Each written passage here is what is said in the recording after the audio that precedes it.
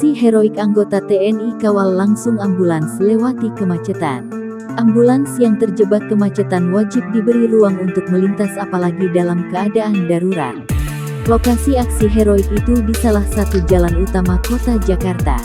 Melihat ambulans tengah kondisi darurat, seorang anggota TNI langsung sigap bertindak. Ia langsung menegur pengendara mobil yang tidak mau memberi jalan untuk ambulans. Anggota TNI itu juga membukakan jalan untuk ambulans melintas. Terlihat dampak dari kawalan anggota TNI itu, pengendara sekitar segan jika tak memberi jalan. Pengendara lainnya yang ada di depan ambulans juga langsung menepi memberikan jalan untuk ambulans. Video aksi heroik seorang anggota TNI itu mendapat banyak dukungan warganet. Banyak warganet mengomentari ke arah positif tentang aksi heroik tersebut.